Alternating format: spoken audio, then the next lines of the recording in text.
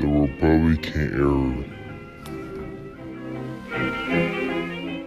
Warren G. Harding was an Ohio Republican and was the 29th president of the United States. His terms was years 1921 through 1923.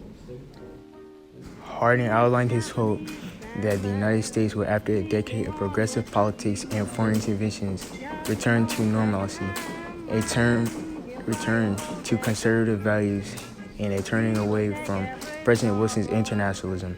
Free enterprise was an economic system that relies on private ownership of property, competition for profits, and the forces of supply and demand to produce needed goods and services, and discourages government regulation.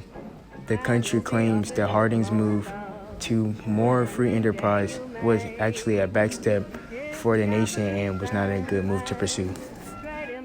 In 1927, the Supreme Court ruled that the oil leases had been taken with a bad intent. It involved national security, big oil companies, and bribery and corruption at the highest level of the government in the United States. The court invalidated the Elk Hills lease in February 1927 and the Teapot Dome lease in October. Both reserves returned to the Navy.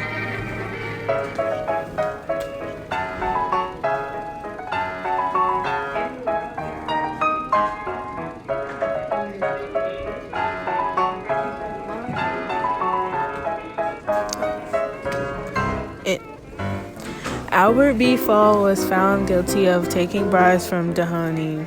The Teapot Dome scandal was the most serious scandal in the country's history before the Watergate affair of the Nixon administration in the 1970s. Fall was the first individual to be convicted of a crime committed while presidential cabinet member. Hoover was the 31st president. He took office in 1929 when the U.S. economy went into the Great Depression. Hoover failed to recognize the situation and address it. As a result, Hoover was defeated in the 1932 presidential election by Franklin D. Roosevelt. Tale of Herbert Hoover, the 31st president of the United States. Originally a mining engineer working in such far-flung places as Australia and China, he was made the head of the U.S. Food Administration during World War I and served as America's Secretary of Commerce to great success. Unfortunately, Hoover and his presidency became two of the many victims of the Wall Street crash of 1929.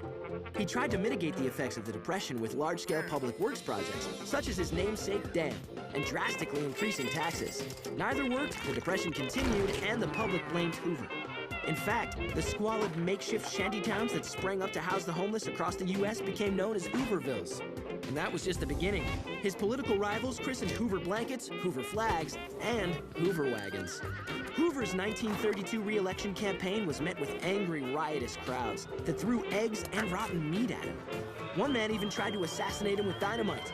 Needless to say, Hoover didn't win a second term, losing to eventual four-time president Franklin Delano Roosevelt. Hoover's philosophy of socialism between government and business could be seen as foreshadowing the public-private partnerships of today. Hoover tried to end the Depression by encouraging business leaders to keep the workers. In 1929, he cut taxes. He lowered the rate from 25% to 24%, but then raised it back up to 25% in 1930. Hoover vetoed many bills that would provide direct relief to struggling Americans. He then signed the Smoot-Hawley Tariff Act that would protect farmers, but instead it ended up imposing 40% tariffs on imported products. Because of this nation's gross domestic product fell 85% and then he will take every The World Court went along with the League of Nations and had 11 judges and 4 deputy judges, which in return was 9 years. 4 opinions to judge, only 2 come from It was legal to have more than one judge per country. The Washington Naval Conference composed a 5-power treaty, a 4-power treaty, and a 9-power treaty. The Dolphins arranged for Germany to pay for World War I reparations. The U.S. wanted to avoid foreign entanglement and imposed high tariffs on imports.